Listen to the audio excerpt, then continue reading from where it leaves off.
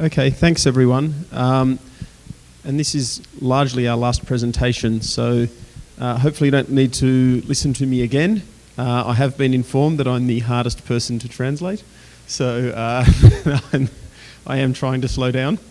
But what we thought we would go through now is what does an operational system look like, and the types of things that we've seen and experienced when we've been working on operational systems.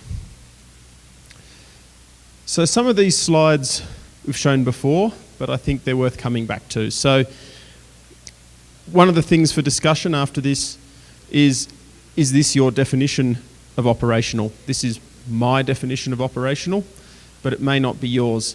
And so we'd be really interested to see what you think about that. But what we're trying to say here is the system needs to be able to do what you need it to do. That's fairly simple to say, but it's not that simple, especially when you start looking at all of the different types of information that we've talked about, all of the different potential people who might need the information. We often talk about how we're reporting to governments and international processes, but if you've got broader policy needs and if you're trying to work with the private sector, then suddenly you might be dealing with landholders and farmers and companies. They have all different needs. When they need it, it's fairly easy to have systems in many ways that can just produce a number on a set date. But when you're working inside these systems, you'll often also find out that you're getting ad hoc requests and on-demand requests. A very good example of that was when I was in Canada a couple of years ago. They were months away from needing to do an inventory, and then they had a very large fire. And the first thing that happened was the minister called the office and said, we need to know what the emissions profile from this fire is. And so they had to turn the system over very quickly and get those numbers out. And that showed two things. One, to the minister, how useful this system was, which meant it certainly helps the funding rolling in for the system, but it also showed that they could respond when needed. And obviously also the standards needed. So the IPCC is an obvious one, but as we said, that's almost your lowest bar. And as you go higher and higher, you'll find that you need more and more standards.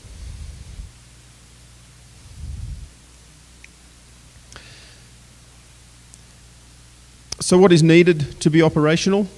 We've gone through this as well. Largely, you want to be able to meet all of your policy requirements. And so it's not just about supporting your reporting, but it's also some of the discussion we were just having, for example, around scenario analysis. It includes all of your governance and institutional frameworks, and we're going to talk about that a little bit further down. And also, how do you make it sustainable?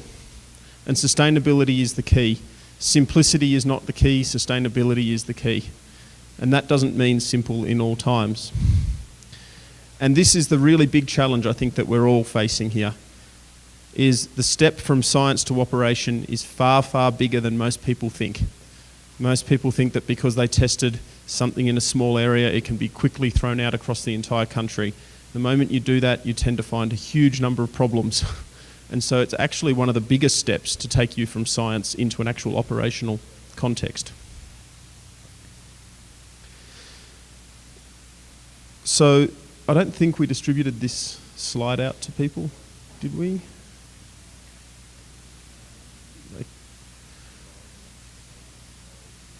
Okay. So the next set of slides, sorry? I don't know. So I'm going to keep going, but unfortunately the diagram's probably going to be a little bit uneasy to see. I think in your Google Drives you should be able to access this presentation, which is called What Makes a System Operational, number 25. So if you can't read the text, feel free to open it and look at it on your screen. So we're saying that an operational system has three key components. It's the policy, that sets the needs, the timing, the responsibilities. The governance, which manages the processes and the systems around the entire system. And the technical. And the technical system is what produces the outputs and the results. And for the diagrams, we've made this with three colours: green, blue, and red. And this is just an example for an inventory system itself. So MRV systems need to be considered as a cycle. They're not one-off things, they're running all the time. Importantly, that means you need to start looking beyond the near-term outputs and start looking well into the future. There's really 5 key milestones when you're running an inventory system that's going every year. You need to complete an annual plan. You need to get all of your data together. You need to run your system to get your emissions and removals. You submit your inventory, and you end up in a UNFCCC review process. There's sort of 5 very high-level steps, and that just cycles around year on year.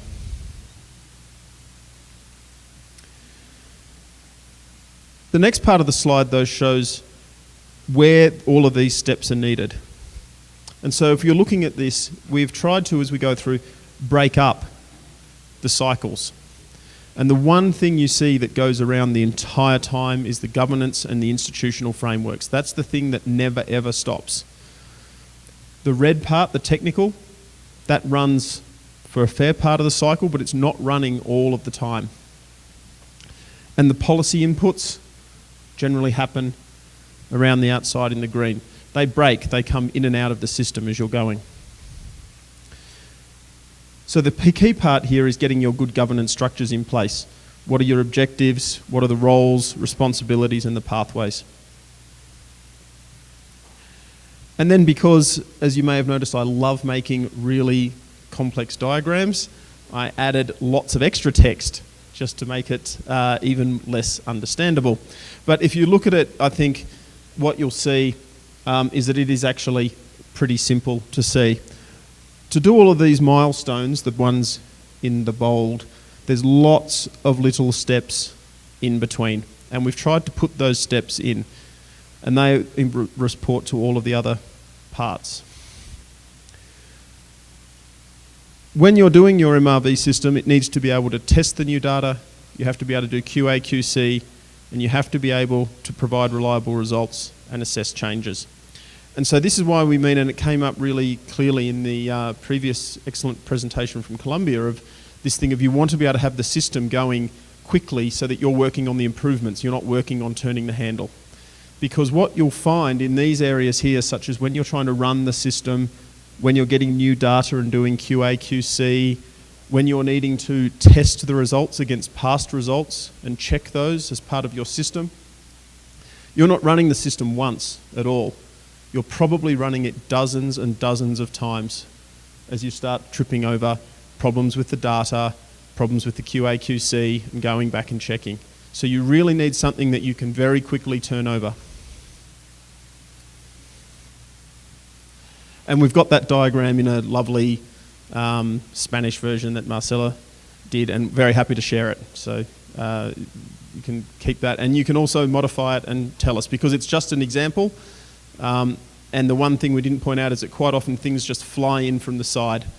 So the Canada example is very good. They weren't expecting that, but it had to happen partway through their cycle. So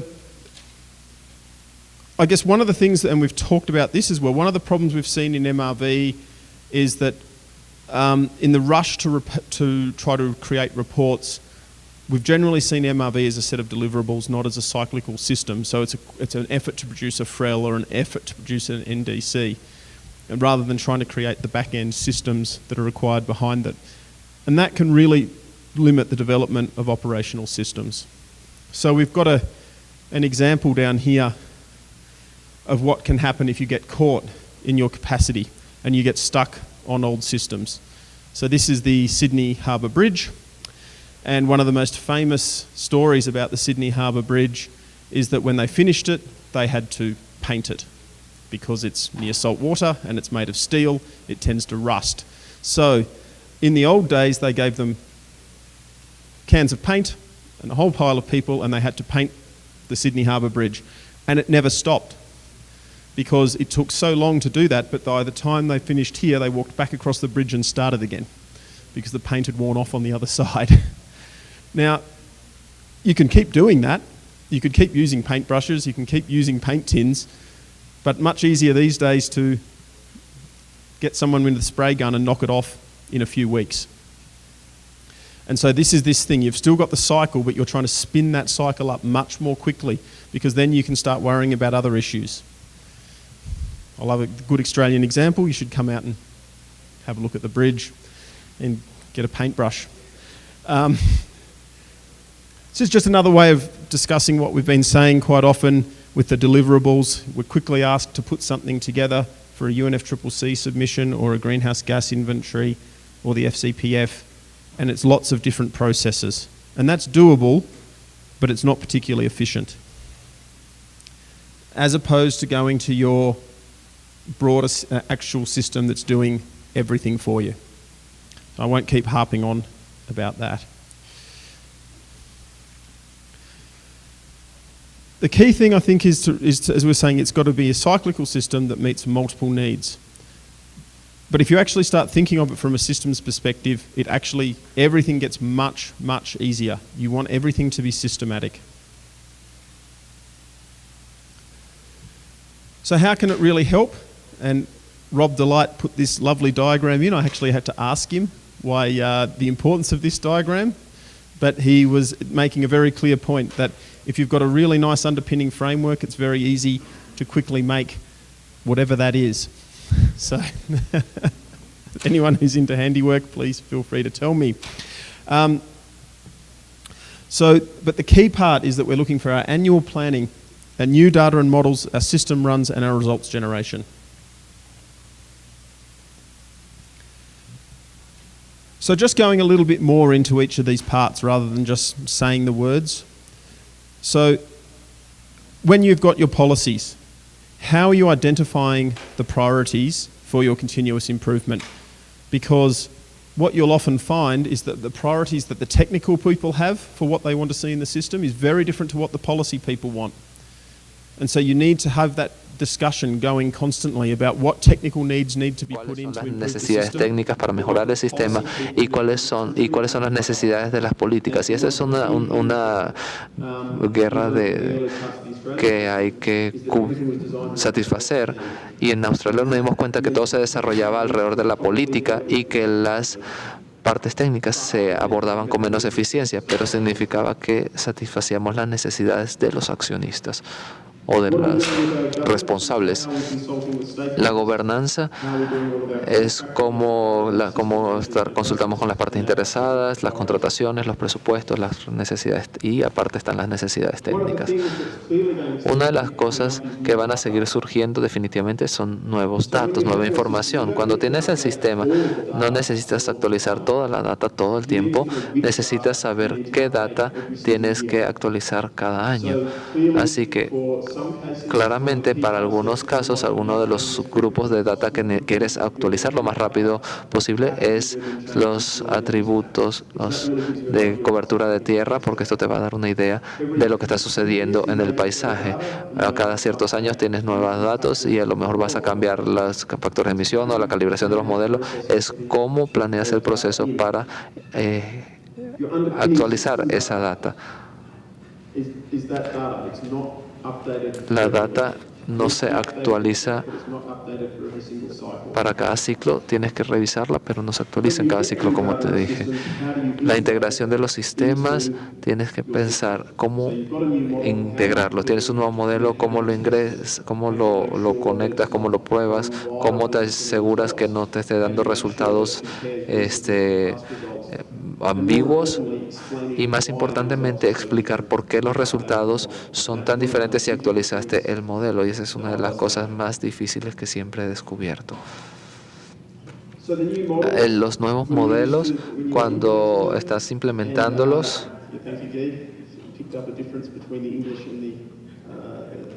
esta es la diferencia entre las versiones en español y en inglés, es que estás viendo los modelos basados en nueva data, integrarlos, probarlos.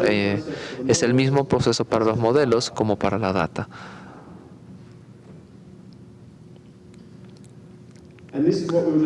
Esto es de lo que estábamos hablando antes.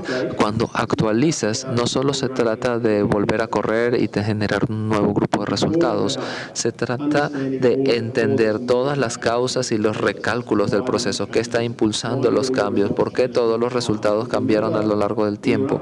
Porque recuerda que cuando estás actualizando algo como el inventario de gases, no estás buscando un resultado al final, sino que tienes que recapitular toda la serie todo el tiempo. Y no importa si estás en el sector energético o en el sector de transporte o en el sector de uso de suelo, la parte clave del IPCC es que haya consistencia en las series de tiempo. Y si simplemente le pones data al final de cada año y haces cambios, pero no cambias la data de los años previos, rompes la consistencia de las series de tiempo y por tanto son inconsistentes con los lineamientos del IPCC y vas a tener problemas con la revisión de la UNCCC, y esa es una consecuencia menor. La mayor es que si estás basando la política en cambios de información que no son reales, entonces te metes en verdaderos problemas.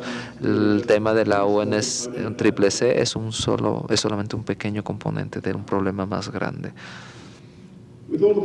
Con todas las corridas de los sistemas, esto también ha surgido más adelante en el proceso de ese diagrama del que estábamos hablando. Si hiciste tus proyecciones hace un año utilizando los datos viejos y los modelos y las actualizaste, necesitas rehacer todas tus proyecciones también, porque no puedes compararlas ya. Necesitas ser capaz de rehacer todo ese trabajo nuevamente. Vas a volver a hacer una corrida del sistema para hacerlo. Necesitas volver a correr el QA, el QC, la verificación, y luego todos los procesos que siempre fueron los más aburridos y los más difíciles, pero algunos de los más difíciles, todo el archivado, el almacenamiento de los resultados, la data, las configuraciones del sistema. Si alguien va contigo dentro de 3 años y te dice exactamente cómo obtuviste esos resultados, puedes volver a correr el sistema y mostrarme cómo obtuviste los resultados de hace 3 años, puedes hacerlo. Y bajo las revisiones de la UNCCC para un país, eso es algo que un revisor te puede preguntar. Tienes que mostrarle que archivaste todo, que sabes de qué se trata, y esto se hace difícil por lo que dijo Jeff el otro día. Si encuentras un problema, tiendes a nombrarle data 1, archivo final, y luego le agregas otros 2 y luego final 2AB, final. ¿Cómo sabes que utilizaste esa data? Luego tienes que tener todas las revisiones internas, y esto puede tomar un cierto tiempo, y esto puede necesitar más corridas del sistema porque el revisor te puede hacer preguntas que tú no hiciste, y eso te genera más situaciones, más problemas.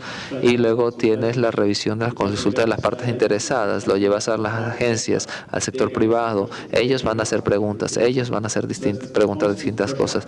Es una presión constante que se te está aplicando a ti a medida que avanzas. Y luego, por último, todos estos caminos, preparar toda la documentación, documentación del inventario, muchos gráficos, tablas y otras cosas que necesitan pasar a eso. Cualquiera de esos procesos que puedes automatizar y hacerlos lo más simple posible va a hacer que tu vida sea mucho más sencilla. Tener que hacerlos manualmente todos los años toma mucho tiempo. Y necesitas tiempo para preparar la documentación. Definitivamente somos culpables de preparar documentación en el último momento y luego enviarla y ser cuestionados porque estaba muy mal producida. Y al hacer esto, después de esto necesitas la aprobación ministerial, si es para una corrida de inventario. Los últimos pasos, obviamente, van a hacer tus inventarios, los reportes que van a la UNCCC, al Banco Mundial, al gobierno. Hay tantos reportes que puedes hacer. El punto clave es que van a ser revisados de alguna manera por medio de un proceso de revisión, y vas a necesitar, de hecho, liberar toda esa información de alguna forma, porque todos estos procesos tienen diferentes requerimientos de transparencia. Para la FCPF, por ejemplo, son muy estrictos. Si vas al fondo de carbón, tienes que proporcionar toda la data que utilizaste para hacer los cálculos. No necesitas hacerlo, por ejemplo, para la UNCCC, y hay buenas razones para esto. Hay veces que no lo necesitan en el sector de tierras, pero sí en el sector de transporte. Por temas de confidencialidad no lo muestras, pero tienes que demostrar que es confiable cuando estás trabajando con ciertas personas. Y por último, es la evaluación de los procesos de revisión. Y este es un proceso muy largo y complicado. Es tener toda la preparación por adelantado, asegurarte que eres lo suficientemente ágil para que cuando te hagan preguntas los revisores puedas responder rápidamente. De otra forma, las preguntas se pueden permanecer ahí mucho tiempo y pueden resultar en revisiones negativas. Puedes pedirle todo el tiempo que te pueden pedir que revises tu data. Te dicen, este número se ve interesante, por favor puedes subcategorizar esto porque queremos ver los números para estas distintas subcategorías. Y vas a tener que quizás generar una nueva simulación. Y tienes que ser muy abierto con los equipos de revisión porque muchas veces te van a poder ayudar. Ok. Esto es suficiente de esto. Creo que uno de los puntos claves son las últimas diapositivas, porque estas son todas las discusiones de las que hemos hablado desde una perspectiva técnica. Pero para que estos sistemas funcionen, todo se trata de las personas y los programas. Y una de las cosas que siempre trato de resaltar, y esta es una de mis frases favoritas, es: un programa técnico sigue siendo un programa y debe ser administrado como un programa.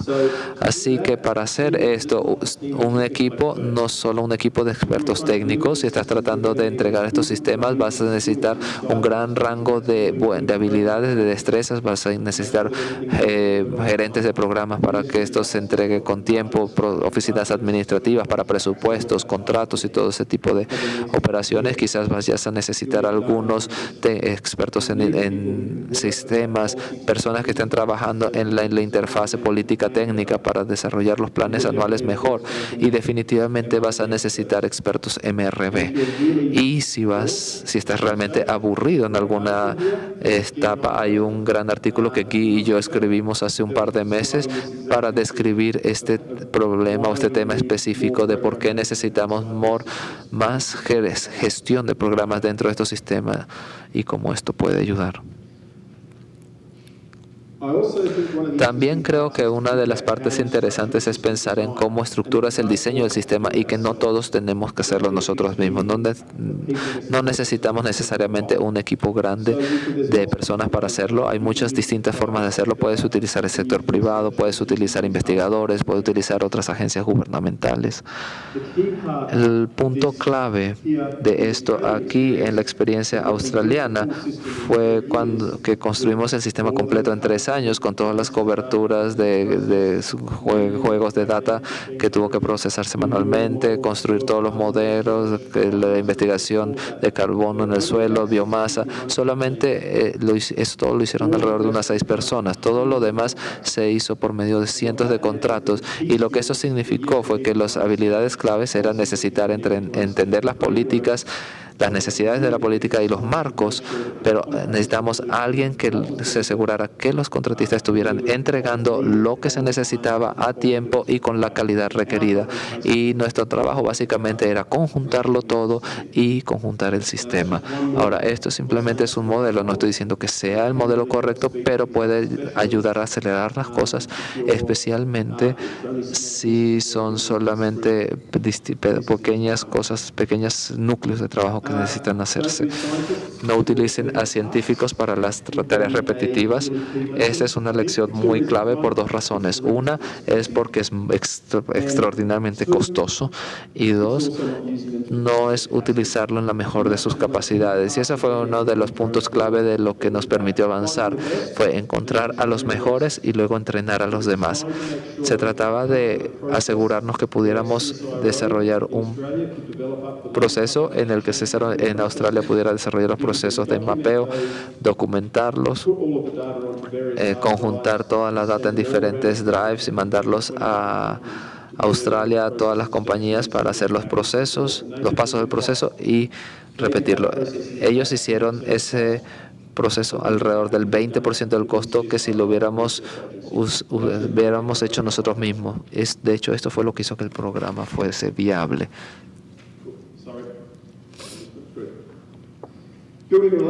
Construir relaciones, creo que esto es muy, muy importante. Van a estar trabajando con todas estas personas durante una gran cantidad de tiempo y que estas relaciones estén establecidas es muy importante. Significa que pueden hacer muchas cosas. Encajar todo esto en el diseño es otro punto importante. Cuando ves esto, todo se trata de respirar profundo y relajarte, porque puede parecer abrumador cuando lo conjuntas, pero realmente todo es muy factible. Con un enfoque sistemático puedes llegar a un punto base del cual puedes comenzar a mejorar. Y obviamente, mírame a mí, yo corro maratones todo el tiempo, sí se me nota, pero al igual que correr ese último maratón que corrí recientemente, puede que no sea más fácil, pero es un punto de inicio y puedes avanzar. Y a ese punto es al que queremos llegar. Y luego, el último punto y más importante que quiero presentarles es que esto es divertido. Y para mí esto es lo más importante. Los 10 años que he estado desde ayudar a diseñar y hacer este sistema operativo han sido los tiempos más divertidos. Ha habido retos, periodos en los que no he dormido, donde he estado frustrado, enojado, molesto. Rob Delight, que no está aquí, quizá te pueda decir que muchas veces que ya no quiso hablarme, pero en términos generales fue muy divertido. Así que espero que este sea el mensaje que todos podamos llevarnos a largo plazo. Muchas gracias.